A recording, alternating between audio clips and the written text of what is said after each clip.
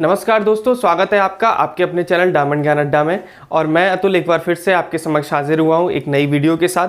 जैसा कि आपको पता है कि इससे पिछली वाली वीडियो में मैंने जनजातियों से संबंधित विषय पर बात करी थी, जिसमें मैंने आपको बताया था कि कौन सी जनजाति किस राज्य में पाई जाती है। साथ ही साथ उन जनजातियों से संबंधित कुछ विशेष तथ्य भी थे, उनके विषय में भी मैंने आपको बताने की कोशिश की थी। आज की जो वीडियो है इसमें हम लोग जानेंगे जो 2011 की जो मतगणना हुई है, जो 15th सेंसस है, उसके हिसाब से जनजातियों की जनसंख्या भारत में कितनी है और कौन सा राज्य ऐसा है जो जनजातियों की जनसंख्या को सबसे ज़्यादा धारण करता है। इससे संबंधित विषय में हम लोग आज बात करने जा रहे हैं, तो वीडियो को अंत तक देखिए।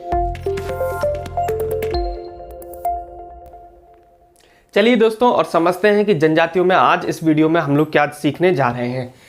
देखिए, सबसे पहले मैंने लिखा हुआ जनजातियों की जनसंख्या, जो 15th जनगणना हुई है 2011 में, उसके तहत कौन से राज्य में कितनी जनसंख्या है, कितनी जनसंख्या में वो जनजाति जो है पाई जाती है विभिन्न राज्यों में, उसके विषय में समझेंगे हम लोग।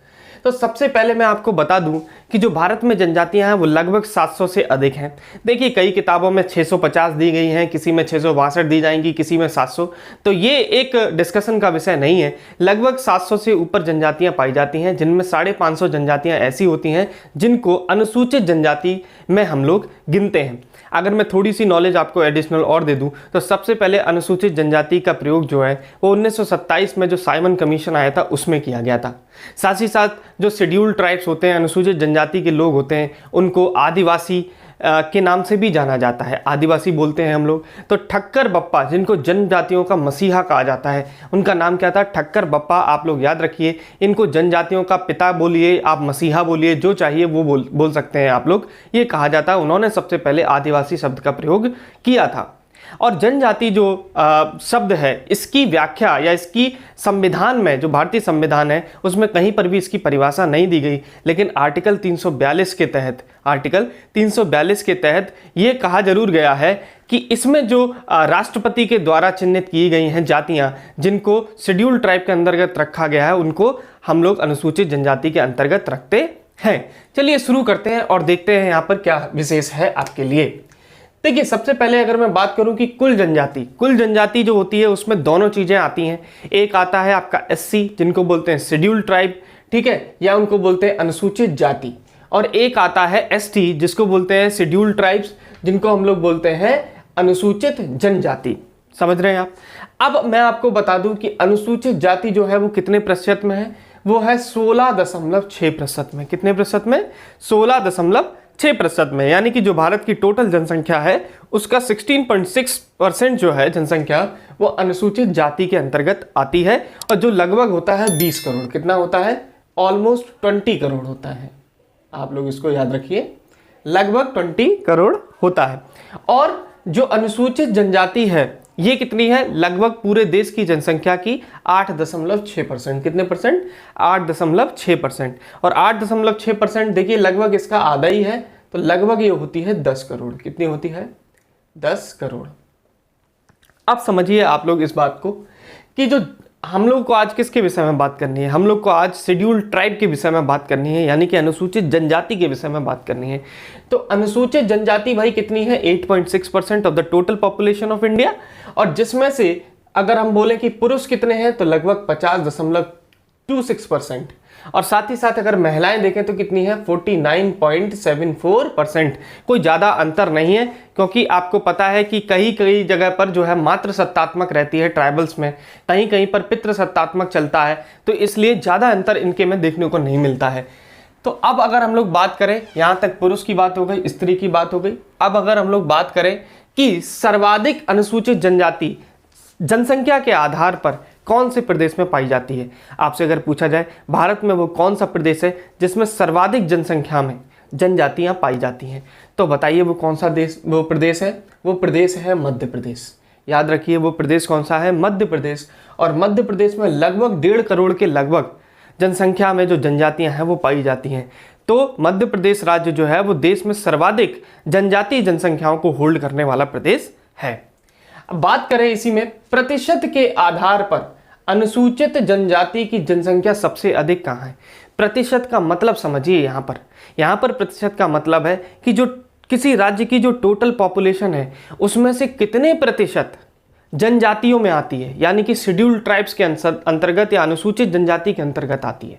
जैसे कि लक्षद्वीप जो है, मान लीजिए उसमें 100 लोग ही रहते हैं, लेकिन 100 में से 95 लोग जो होते हैं वो अनुसूचित जनजाति के अंतर्गत आते हैं। जबकि मध्य प्रदेश में हो सकता है कि बहुत सारे लोग हों, लेकिन उसमें से अगर प्रतिशत के आधार पर देखें तो हो सकता है 20%, और होता भी है। मध्य प्रदेश में लगभग टोटल मध्य प्रदेश की पॉपुलेशन का लगभग 21% जनसंख्या जो है वो बेसिकली जनजाति में आती है। जबकि अगर हम लोग बात करें किसकी, लक्षद्वीप की, तो इसकी लगभग 95% जनसंख्या, यानी कि हर 100 में से 95 आदमी जो हैं या 95 जो पुरुष और महिलाएं हैं वो किसके अंतर्गत आती हैं, अनुसूचित जनजाति के अंतर्गत आती हैं। तो अगर आपसे पूछा जाए सर्वाधिक प्रतिशत के आधार पर अनुसूचित जनजाति किस राज्य में है, तो बताइए वो क्या केंद्र शासित प्रदेश में है, तो वो क्या है, लक्षद्वीप है। अगला देखिए आप लोग पॉइंट क्या है कि सर्वाधिक जनजाति प्रजातियों वाला राज्य, मतलब कि एक राज्य में विभिन्न प्रकार की जनजातियों की संख्या, यानी कि अलग अलग प्रजाति किस राज्य में सबसे अधिक प्रजातियां पाई जाती हैं, तो वो राज्य है आपका उड़ीसा। याद रखिए वो राज्य कौन सा है आपका, उड़ीसा। उड़ीसा ऐसा राज्य है जिसमें विभिन्न प्रजातियों की, सबसे अधिक प्रजातियों की जनसंख्या पाई जाती है। किसकी, जो शेड्यूल्ड ट्राइब होते हैं यानी अनुसूचित जनजाति की। यहां तक क्लियर हो गया आपको। अगर पूछा जाए आपसे सर्वाधिक जनजाति जनसंख्या वाला केंद्र शासित प्रदेश, अब यहां पर प्रतिशत का आधार नहीं पूछा गया है, यहां पर पूछा गया है कि जितने भी आपके केंद्र शासित प्रदेश हैं उनमें से सबसे अधिक जनसंख्या जो जनजाति की है, जनजाति यानी अनुसूचित जनजाति की है, वो किस में है, तो वो है आपकी दादर एवं नगर हवेली में। किस में है, दादर एवं नगर हवेली में। यहां तक क्लियर हो गया आपको। अगर उसके बाद हम लोग बात करें, यहीं पर आगे बढ़ते हैं और देखते हैं लिंगानुपात। लिंगानुपात का मतलब क्या होता है कि प्रत्येक 1000 पुरुष पर कितनी महिलाएं हैं। लिंगानुपात का अर्थ क्या होता है कि प्रत्येक 1000 पुरुष पर कितनी महिलाएं हैं। तो अगर हम लोग बात करें कि जो देश में अनुसूचित जनजाति का लिंगानुपात है वो कितना है, तो वो आपका है 990। कितना है, 990, according to the census of 2011। 2011 का जो सेंसस था, जो मतगणना थी, उसके आधार पर जो लिंगानुपात है अनुसूचित जनजाति का देश में वो कितना है, 990, यानी कि प्रत्येक 1000 पुरुष पर 990 महिलाएं हैं। देखिए ज्यादा अंतर यहां पर नहीं है, आपको दिख रहा होगा। अगर यहीं पर अगर हम लोग बात करें और 2001 का सेंसस देखें तो 2001 में यही लिंगानुपात था आपका 978। कितना था, 978, यानी कि अभी उसमें थोड़ी सी वृद्धि हुई है, और वो वृद्धि भी बताइए कितने की हुई है, लगभग 12 की। ठीक है, तो ये तो लिंगानुपात रहा पूरे देश की बात करें अगर तो। लेकिन पूछा जाए सर्वाधिक लिंगानुपात किस राज्य में, तो सर्वाधिक लिंगानुपात है दोस्तों वो है गोवा में। कहां पर है, गोवा में। आपको यहां दिख भी रहा होगा, गोवा में। यानी कि गोवा में प्रत्येक 1000 पुरुष पर कितनी महिलाएं हैं, 1046 महिलाएं। कितनी महिलाएं हैं, 1046 महिलाएं हैं। तो आप समझ रहे हैं यहाँ पर पुरुष से ज़्यादा महिलाएं हैं। तो हो यहाँ की जितनी भी ट्राइबल्स आती होंगी मोस्टली उनमें क्या रहता है, मैट्रियार्की रहता होगा, मतलब कि मातृ सत्तात्मकता वहाँ पर रहती होगी। तो ये आपको समझ में आ गया।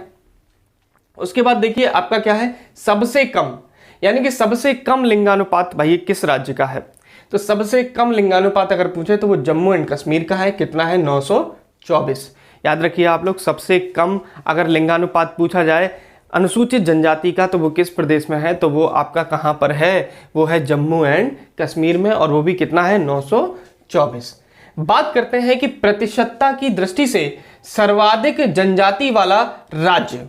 देखिए यहां पर भी मैंने बात करी थी कि प्रतिशतता के आधार पर अनुसूचित जनजाति जो है वो सर्वाधिक कहां पर है, तो सर्वाधिक अगर पूछे आपसे पूरा तो आप लक्षद्वीप की बात करेंगे। और इसमें क्या है, सर्वाधिक में राज्य भी शामिल है और केंद्र शासित प्रदेश भी शामिल है। अगर आपसे पूछा जाता है वो कौन सा केंद्र शासित प्रदेश है जिसमें प्रतिशतता के आधार पर सर्वाधिक अनुसूचित जनजाति पाई जाती है, तो वो कौन सा होगा, लक्षद्वीप। आप देख भी रहे होंगे कितना है, 94.8% of the total population of Lakshadweep. तो लक्षद्वीप की पूरी पॉपुलेशन का लगभग 94.8% जो है उसमें जनजाति निवास करती है। ठीक है, लेकिन अगर राज्य पूछा जाए तो वो राज्य कौन सा होगा, क्योंकि आपको पता है कि लक्षद्वीप राज्य ना होके लक्षद्वीप एक केंद्र शासित प्रदेश है इसलिए। और राज्य की अगर बात की जाए तो बताइए राज्य कौन सा है, मिजोरम। और मिजोरम में बताइए क्या है रेशियो, बताइए क्या है परसेंटेज, 94.4%। अब देखिए अगला पॉइंट देखिए, सर्वाधिक जनजातीय समुदाय की जनसंख्या, यानी कि वो कौन सी जनजाति है जो सर्वाधिक रूप से पाई जाती है, यानी कि जिसकी संख्या जो है वो पूरे देश में सर्वाधिक है, ऐसी कौन सी प्रजाति है आपकी जनजातियों में, अनुसूचित जनजातियों में, तो बताइए वो कौन सी है, भील। अकॉर्डिंग टू 2011 सेंसस बता रहे हैं आपको क्या है कि भील जो है वो सर्वाधिक जनसंख्या में पूरे देश में आती है। उसके पश्चात क्या आता है, गोंड, और उसके पश्चात क्या आती है, संथाल जनजाति प्रजाति आती है। देखिए गोंड और भील को लेके अलग अलग आपको पॉइंट मिल जाएंगे, कहीं पर गोंड ज़्यादा दिखाएंगे तो कहीं पर भील ज़्यादा दिखाएंगे, तो इसमें कंफ्यूजन नहीं होना है, ठीक है। अकॉर्डिंग टू 2011 आपकी भील जो जनजाति है वो सर्वाधिक रूप से पाई जाती है पूरे देश में। क्लियर है यहाँ तक आपको। इसके पश्चात देखिए मैंने ऊपर जो पॉइंट्स लिखे हैं उन्हीं के बेसिस पे मैंने टॉप 3 लिख दिए हैं कि अनुसूचित जनजाति जनसंख्या वाले राज्य, मतलब कि सबसे ज्यादा जनसंख्या रखने वाले राज्य कौन कौन से हैं। तो इसमें देखिए सबसे पहले तो मध्य प्रदेश है, मैंने यहाँ पर लिखा भी था, सर्वाधिक अनुसूचित जनजाति संख्या के आधार पर कहाँ पर है, मध्य प्रदेश में लगभग कितनी है, 1.5 करोड़। तो बताइए मध्य प्रदेश में लगभग 1.5 करोड़ है। वहीं महाराष्ट्र की बात करें तो दूसरे नंबर पर महाराष्ट्र आता है जिसमें लगभग 1 करोड़ जनसंख्या पाई जाती है, और तीसरे नंबर पर उड़ीसा आता है जिसमें लगभग 95 लाख के अराउंड आपकी जनसंख्या पाई जाती है। तो ये तो अनुसूचित जनजाति जनसंख्या वाले राज्य हैं। साथ ही साथ प्रतिशत की दृष्टि से देखिए जनजाति वाले राज्य कौन से हैं, तो सबसे अगर पूछा जाए आपको इसमें राज्य भी है और केंद्र शासित प्रदेश भी है, अगर दोनों को मिला लें तो लक्षद्वीप टॉप पर है जिसकी लगभग 94.8% जनसंख्या जो है वो आपकी जनजाति है। और साथ ही साथ उसके पश्चात क्या है, मिजोरम। देखिए अगर राज्य और केंद्र शासित प्रदेश दोनों को सम्मिलित करें तो मिजोरम दूसरे नंबर पर है, लेकिन अगर पूछा जाए आपसे कि वो कौन सा राज्य है जिसमें प्रतिशत के आधार पर सर्वाधिक जनजातीय जनसंख्या पाई जाती है तो वो मिजोरम बोला जाएगा। तीसरे नंबर पर है नागालैंड जहां की 86.5% जनजाति जो है, मतलब कि जनसंख्या जो है वो पूरी जनजाति है, यानी कि अनुसूचित जनजाति है। देखिए अब बात करते हैं कि ऐसी कौन कौन सी जनजातियां, यहाँ से क्वेश्चन पूछ लिया जाता है जो कि भारत में संकटग्रस्त हैं, यानी कि कह सकते हैं कि अगर हमारी पॉलिसीज़ में और अच्छे से सुधार नहीं किया गया, हालांकि बहुत सारी पॉलिसीज़ गवर्नमेंट ने बनाई हैं जिनके आधार पर इनके लिए इनको लाभ प्रोवाइड किया जाता है, जिसमें ट्राइफेड है, साथ ही साथ TRI है, ट्राइबल रिसर्च इंस्टीट्यूशंस हैं, ऑर्गेनाइजेशंस चल रहे हैं जो बेसिकली क्या करते हैं, जैसे ट्राइबल फेडरेशन एक फंड है, ठीक है, उसमें क्या होता है कि गवर्नमेंट क्या करती है कि ट्राइबल्स जो होते हैं वो छोटे छोटे कुटीर उद्योग लगाते हैं। छोटे छोटे कुटीर उद्योग मतलब कि देखिए जंगलों में रहते हैं और ये क्या करते हैं, बांस से कुछ लकड़ियों का कुछ बनाते हैं, ठीक है, साथ ही साथ बीड़ी बनाते हैं, साथ ही साथ माचिस बनाते हैं। तो इन उद्योगों में जो जनजातीय लोग हैं वो आपके इन्वॉल्व रहते हैं। सरकार क्या करती है कि ट्राइफेड के द्वारा क्या करती है, वहाँ पर जाती है, उनसे वो सामान अच्छे दामों पर खरीदती है और उनको लाभ प्रोवाइड कराती है। ऐसी बहुत सारी पॉलिसीज़ गवर्नमेंट की चल रही हैं जिससे कि जनजाति जो लोग हैं उनको सुधार हो सके, क्योंकि धीरे धीरे इनकी जनसंख्या जो है वो घटती चली जा रही है, ठीक है। उसके भी कई सारे पॉइंट्स हैं, वो मैं डिस्कस नहीं करना चाहता क्योंकि वो फिर एक तरीके से पूरे इस चैप्टर को एलेबोरेट कर देगा। यहाँ पर हम लोग बेसिक चीज़ें जान रहे हैं, तो समझते हैं कि भारत में संकटग्रस्त जनजातियाँ कौन सी हैं, इनको समझिए। तो देखिए तमिलनाडु में कोटा, टोडा, अराली, कोटा, टोडा, अराली, ये कहाँ पर है, तमिलनाडु में, कोटा, टोडा, ओराली। और साथ ही साथ सिक्किम में कौन सी है, लेप्चा। सिक्किम में कौन सी है, लेप्चा। तो लेप्चा जनजाति जो है वो कहाँ पर है, सिक्किम में। ये मंगोलाइट प्रजाति की जनजातियां हैं, ठीक है, तो वहां पर है सिक्किम में लेप्चा। छत्तीसगढ़ में कौन सी है, कवर्ड़ा। और साथ ही साथ उत्तराखंड में कौन सी है, राजी। यानी कि ये ऐसी जनजातियां हैं जो कि संकटग्रस्त हैं। अगर पॉलिसीज में सुधार नहीं किया गया तो धीरे धीरे ये एक्सटिंक्शन की ओर चली जा रही हैं, विलुप्त होने जा रही हैं। तो उसके पश्चात अंडमान निकोबार में देखिए ओंगे है, जारबा है, शोम्पेन है, साथ ही साथ एक अंडमानीज भी है जो कि मानते हैं कि देश में जो न्यूनतम संख्या जो रह गई है किसी प्रजाति की या किसी जनजाति की, तो वो अंडमानीज ही है। लगभग 29 लोग रह गए हैं जो अंडमान निकोबार में है, वो भी धीरे धीरे ये प्रजाति भी विलुप्त होती जा रही है। तो इसके लिए सुधार भी किए जा रहे हैं। अब देखिए यहाँ से एक प्रश्न बनता है कि किस जनजाति में विवाह का कौन सा स्वरूप है। यानी कि इस तरीके का क्वेश्चन बनता है कि परिवीक्षा विवाह जो है वो किस जनजाति में मनाया जाता है। तो देखिए यहाँ पर लिखा हुआ है परिवीक्षा विवाह कहाँ मनाया जाता है। देखिए कुकी जनजाति में। कौन सी जनजाति में? कुकी जनजाति में। आपको पता है कि कुकी जनजाति कहाँ पर थी? मैंने बताया था कुकी और मेकी आपकी कहाँ पर थी? मणिपुर में। तो ये वहाँ की जो जनजाति है उसमें परिवीक्षा विवाह जो है उसकी पद्धति अपनाई जाती है। दूसरा देखिए क्या है? हरण विवाह। हरण विवाह है कहाँ पर? गोंड में। अब बताइए हरण है, मान लीजिए आपकी कोई पुस्तक है, अगर उसमें गोंद नहीं लगाओगे तो उसका क्या हो जाएगा? क्षरण हो जाएगा, खत्म हो जाएगी। तो हरण को क्षरण से याद रखिए और क्षरण से बचाने के लिए क्या करोगे? गोंद का प्रयोग करोगे। तो गोंड हो गया भैया, यहाँ पर बात हो गई हमारी। तीसरा देखिए परीक्षण विवाह है। क्या है? परीक्षण विवाह है। तो परीक्षण विवाह बताइए ये कहाँ पर है? ये मतलब कि किस जनजाति में इसको मनाया जाता है इस विवाह को? तो वो है भील जनजाति। कौन सी जनजाति? भील जनजाति है। और भील जनजाति ही वह जनजाति है जो भारत में सर्वाधिक रूप से पाई जाती है जनसंख्या के आधार पर। तो यहाँ तक आपको क्लियर होगा। उसके बाद देखिए सेवा विवाह। सेवा विवाह कहाँ है? खासी और थारू। खासी और थारू। तो आपको पता ही है, देखिए अगर कहते नहीं है कि मतलब जब दिवाली होती है, होली होती है, भाई साहब थोड़ी सेवा कर दीजिए। थोड़ा सेवा का मतलब क्या होता है? थारू माने दारू। ठीक है, ये देखिए जो अल्कोहल है वो प्रोहिबिटेड है। अब मैं इसको रिकमेंड नहीं करता हूँ आपको, लेकिन मैं याद कराने के लिए इसका प्रयोग कर रहा हूँ। तो देखिए ज़्यादा दारू पी लोगे तो खांसी आएगी। ज़्यादा दारू पी लोगे तो क्या आएगी? खांसी। और भाई ऊपर से खांसी और आ रही हो और आजकल के टाइम पे खांसी आ गई तो आप जान ही रहे हो, तो उसके ऊपर से आप कह रहे हो कि सेवा और कर दो। तो सेवा विवाह में भाई कौन कौन से? खांसी और थारू। अच्छा दूसरा अगला है दूध लौटाना विवाह। कौन सा है? दूध लौटना विवाह। ये किस भी प्रजाति में फेमस है? गोंड में। इसी तरीके से राजी खुशी विवाह। तो भैया हर कोई चाहता है कि राजी खुशी विवाह हो। हर कोई यही तो चाहता है कि राजी खुशी विवाह हो। तो बताइए ये कौन सी है राजी खुशी विवाह? हो जनजाति में। कौन सी जनजाति में? हो जनजाति में है। आपको पता है हो जनजाति कहाँ पाई जाती है? झारखंड में पाई जाती है। मुंडा, हो, ये मैंने जनजातियाँ आपको पिछले ही वीडियो में पढ़ाई हैं। अगर आपने पिछली वीडियो नहीं देखी है, आप डायरेक्ट इस वीडियो को देख रहे हैं, तो एक बार जाके उस वीडियो को जरूर देखें। और साथ ही साथ अगर आपको ये वीडियो भी पसंद आ रही है, इन्फॉर्मेटिव लग रही है, तो इस वीडियो को भी लाइक करें और साथ ही साथ चैनल को सब्सक्राइब करके बेल आइकन को भी दबा लें, ताकि आपके पास नोटिफिकेशन पहुंच जाए जैसे ही हम कोई नई वीडियो अपलोड करें इस चैनल के माध्यम से। तो देखिए राजी खुशी विवाह कहाँ पर है?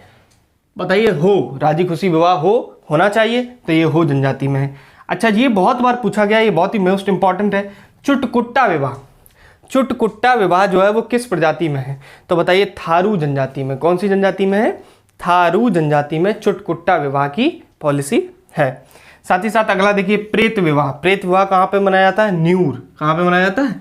न्यूर। ठीक है, और न्यूर प्रजाति में। और धरती का विवाह। धरती का विवाह कौन सी जनजाति में मनाया जाता है? उराव तथा मुंडा जनजाति में। उराव तथा मुंडा जनजाति में। तो इस तरीके से मैंने आपको जनजाति किन किन जगहों पर पाई जाती है, कौन कौन सी जनजाति किन प्रदेशों में पाई जाती है, उससे संबंधित पहली वीडियो में मैंने बात करी। और आज की जो वीडियो है दोस्तों, उसमें मैंने आप बात करी है कि जो 2011 का सेंसस है 15th, उसके तहत जनजातियों की जनसंख्या कितनी है देश में।